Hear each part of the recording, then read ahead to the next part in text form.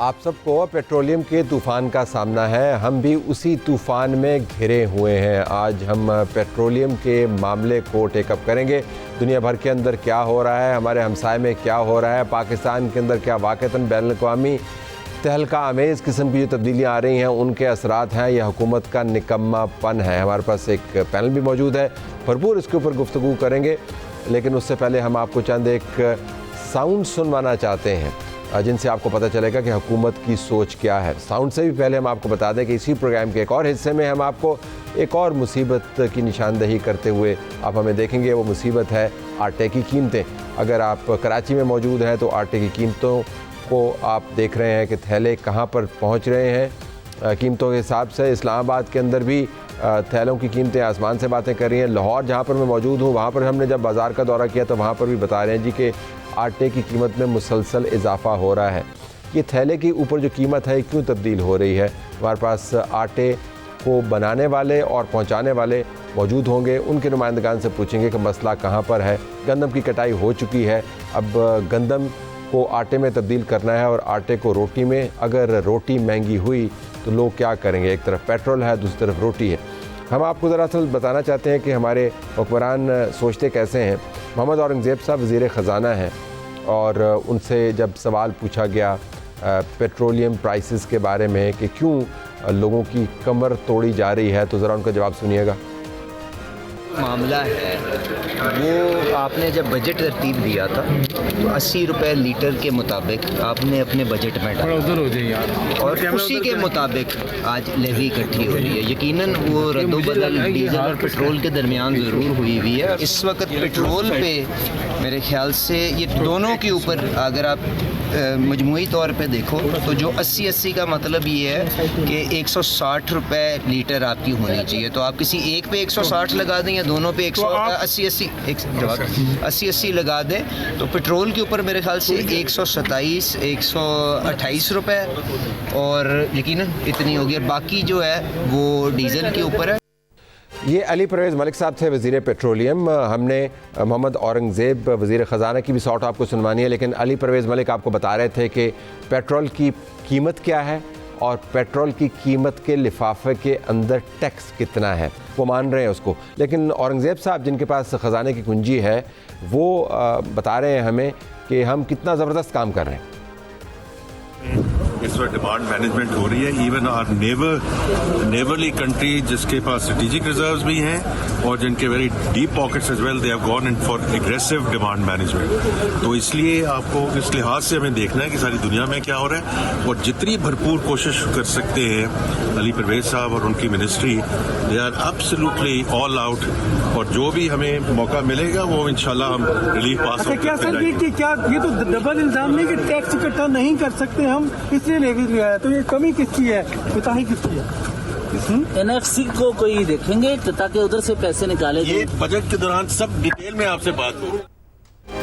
बड़ी मेहरबानी इनकी कि उन्होंने 1.5 मिनट रुक कर उन्होंने सवाल के जवाब दे दिए और कितना उन्होंने हम पर एहसान किया ये बताते हुए कि अभी तो आपको प्रेस कॉन्फ्रेंस के अंदर मैंने और पेट्रोलियम मिनिस्टर ने बताया है तफसील के साथ के मामलात क्या हैं। उन्होंने दुनिया का हवाला दिया कि दुनिया के अंदर मामलात कैसे चल रहे हैं, तो हम आपको दुनिया के मामलात दिखा देते हैं। इस वक्त आप जो चार्ट देख रहे हैं इसके अंदर दुनिया में सबसे ज़्यादा पेट्रोलियम की कीमतों में इजाफ़ा इस बहराए जो है स्ट्रेट ऑफ हॉर्मुज़, इसके तलातम ने जो पैदा किया वो म्यांमार में है। म्यांमार कोई जमहूरी मुल्क नहीं है, वहाँ पर फ़ौजी हुकूमत मौजूद है और उसके पास वसाइल भी नहीं है। इकॉनमी उनकी टैंक करती हुई आपको नज़र आ रही है। 90% यहाँ पर पेट्रोलियम की मसनूआत में इजाफ़ा हुआ है। पाकिस्तान, आपको ये जानकर हैरानी और परेशानी होगी, दुनिया में इस वक्त दूसरा मुल्क है म्यांमार के बाद जहाँ पर सबसे ज़्यादा पेट्रोलियम की कीमतों में इजाफ़ा हुआ है।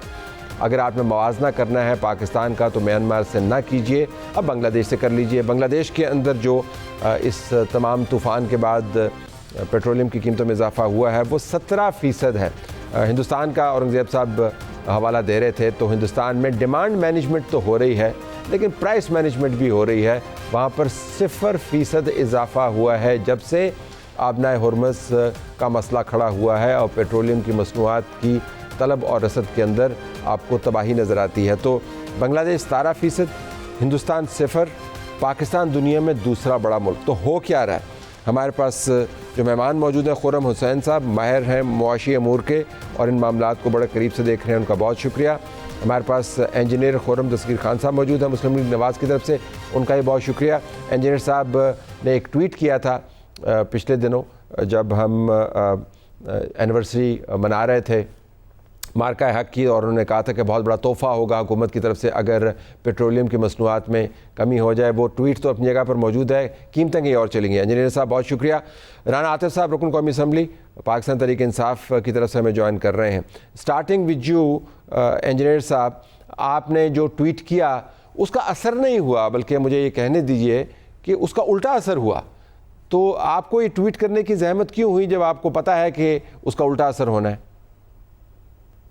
देखिए, हुकूमत मेरी जमात की है और मेरी ख्वाहिश है कि हमारी जमात जो है जो हुकूमत करे वो पाकिस्तान के अवाम की फलाह के लिए करे। अब ये जो हमें पूरा अंदाज़ा है कि जो ईरान अमेरिका जंग हुई है उसके नतीजे में किस किस्म की पूरी दुनिया में तेल की कीमतें बढ़ी हैं, लेकिन ये जो आखिरी जो कीमत बढ़ाई गई इसका जवाब मैं समझ नहीं पाया कि इसका क्या उस बैनुल-अक़वामी हालात से कोई भी ताल्लुक था और मेरी नज़र में नहीं था। तो इसीलिए मैंने ट्वीट किया।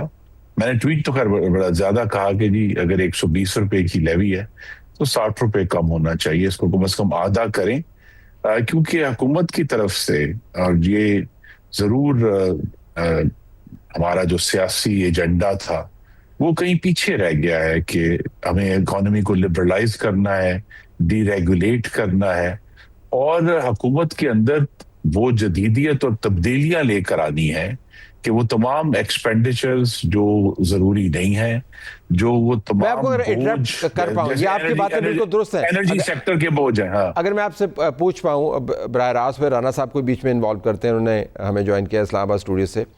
आप ज़ाहिर है दोनों हल्के के साथ जुड़े हुए सियासतदान हैं, ये जो आपने ट्वीट किया इसका ताल्लुक कोई बहुत बड़े रिफॉर्म से नहीं है। आई एम श्योर आपको हल्के से प्रेशर आ रहा होगा। आई एम श्योर जब आप मोहल्ले में निकलते होंगे, जब आप ढाबों पे जाते होंगे, जब आप गल्ला मंडी में जाते होंगे, जब आप सब्ज़ी मंडी में जाते होंगे, जब आपके पास लोग आते होंगे तो दुहाई देते होंगे। प्रेशर है ना आपके ऊपर, लोग कह रहे हैं कि आप हमारे साथ क्या करें। जी देखिए, प्रेशर है और देखिए गुजरांवाला शहर जो मेरा हल्का है उसमें हर जगह से प्रेशर है। प्रेशर मसलन एक जो कंज्यूमर है जो एक मोटरसाइकिल चलाने वाला उसका भी प्रेशर है, लेकिन वो एक सनतकार जो अपनी फैक्ट्री में लोडर चलाता है उसकी तरफ से भी प्रेशर है, जो ताजर है जो जिसने एक स्मॉल डिस्ट्रीब्यूशन का काम करना है उसकी तरफ से प्रेशर है। तो वो सारे प्रेशर जो हैं एक आम कंज्यूमर से लेके ताजर के और सनतकार के वो गुजरांवाला में बड़ी अच्छी तरह मौजूद है। और यही रिस्पॉन्स है कि एक ऐसा इजाफा जिसका ईरान अमेरिका जंग से कोई ताल्लुक नहीं है और हुकूमत के गालिबन अपने महसूलात से ज्यादा ताल्लुक है, तो हुकूमत को कोई और मुतबादल सोच लानी चाहिए थी। वो हम खुर्रम साहब से पूछते हैं कि मुतबादल सोच क्या होगी, but before I go to Khurram साहब, राना साहब आप बराबर में फैसलाबाद है और गुजरांवाला की तरह फैसलाबाद के अंदर बहुत कंसंट्रेशन है, बड़ा टफ कंपटीशन है पॉलिटिक्स का, और लोग भी वहाँ पर तवक्को करते हैं कि उनकी जमात उनके लिए काम करे। आपने खुर्रम दस्तगीर साहब की कैंडिड कॉन्वर्सेशन तो सुन ली। आपके हल्के के अंदर जब लोग बात करते हैं पेट्रोलियम के हवाले से तो क्या बात करें? थैंक यू तलत साहब। देखें, वैसे तो मुकाबला तो सियासी तौर पे तो कोई नहीं है पाकिस्तान तहरीक इंसाफ का और मुस्लिम लीग नून का, और वो एक रिपीटेड एक साइकिल है। 2024 के इलेक्शन में भी लोगों ने बता दिया क्लीन स्वीप था, 50-50 हज़ार 60-60 हज़ार से लीड, इसलिए क्योंकि लोग इनकी जो 40 साल परफॉर्मेंस है, मैं आपको बता दूं कि इनकी ये मरकज़ में 5वीं दफ़ा है और पंजाब में इनकी ये 7वीं बारी है। तो ये तो कोई और एक ही फैमिली का ये रूल है, और ये भी वर्ल्ड रिकॉर्ड है कि एक ही फैमिली ने 12 दफ़ा सूबे और मरकज़ में हुकूमत कर ली है। तो लोग तो इनसे कोई उम्मीदें तो इनसे लोगों की इनसे कोई उम्मीदें नहीं है। आपने अपनी जैसे इब्तदाई में बयान किया, देखिए 414 रुपए लीटर पेट्रोल है इस मुल्क के अंदर, और जब ये आज से 4 साल पहले एक infamous vote of no confidence के ज़रिए जब ये पावर में आए थे, तो ये मुझे शहबाज शरीफ की ट्वीट याद है 2021 की, ₹1.73 पेट्रोल की प्राइस बढ़ी थी। तो शहबाज शरीफ साहब ने कहा था, कहें तो मैं आपको एग्जैक्ट आपको टेक्स्ट सुना देता हूँ कि ये नाइंसाफ़ी का, बेरोज़गारी का और महंगाई का एक सुनामी लेके आएगा, और वो थे ₹1.73। और जब से हमारी हुकूमत गई है इस infamous vote of no confidence की वजह से पेट्रोल की कीमत में ₹264 फ़ी लीटर इजाफा हो चुका है, ₹264। तो मुझे आप एक चीज़ बता दें कि ये इनका ये 5वां बजट होएगा इस हुकूमत का। ये शहबाज शरीफ साहब अपना 5वां बजट पेश करेंगे, जो मेरे ख्याल है शायद ही पाकिस्तान में किसी वज़ीर आज़म के हिस्से में ये कोई इस तरह का मार्का आया होगा। और ये 5वें बजट में इन्होंने हर साल पाकिस्तान की मईशत को वहाँ पे पहुँचा दिया है कि जहाँ पे लोग अब ये कह रहे हैं कि यहाँ से मईशत अब उठ भी सकेगी कि नहीं उठ सकेगी। देखें, आप कर्ज़ों का आप हुजम ले लें कि जितने इस हुकूमत ने कर्जे ले लिए तकरीबन 35 ट्रिलियन 35,000 अरब रुपए का कर्जों पे आते हैं 4 साल में ये राना साहब कर्जों पे आते हैं। जरा बहस को मैं जो पेट्रोलियम रिलेटेड लोगों की कॉस्ट है और जो पे कर रहे हैं उस पर रहते हैं। अगर आप इजाजत दें तो मैं खुर्रम साहब से जरा इस मामले को टेकअप करता हूँ। मैं सिर्फ तीन ही लोग हैं, अगर आप जी ऐड करें, गो अहेड ऐड करें। जी मैं देखें, अब देखें, मैं आपको सिंपल बात बताऊं कि पाकिस्तान के अंदर जो मिनिमम वेज है वो लोगों की 30-35 हज़ार है। अगर एक बंदा 1 लीटर पेट्रोल भी डलवाए, इसका मतलब है उसका 15,000 से पेट्रोल का बिल हो गया। और अगर वो दिन के सिर्फ 10 यूनिट बिजली का इस्तेमाल करे, उन्होंने बिजली के ऊपर जो रिलीफ थी 300 यूनिट तक जो थी प्रोटेक्टेड सार्फिन की, वो भी ख़त्म कर दी। तो 30,000 रुपये में सिर्फ वो 1 लीटर पेट्रोल डलवा सकेगा और दिन के सिर्फ 10 यूनिट बिजली का इस्तेमाल कर सकेगा। पाकिस्तान के अंदर तो इतनी जो गुर्बत है वो तो एक ख़तरनाक हदों को छू रही है। और इस हुकूमत के पास कोई, मैं ये कोई सियासी बात नहीं कर रहा, इनके पास कोई सोल्यूशन नहीं। आप इनके बुजुर्ग की प्रेस कॉन्फ्रेंस सुनते हैं, सीरियसली स्पीकिंग बंदे को देख के बंदा ये सोचता कि यार ये लोग मुल्क चला रहे हैं ये वाला।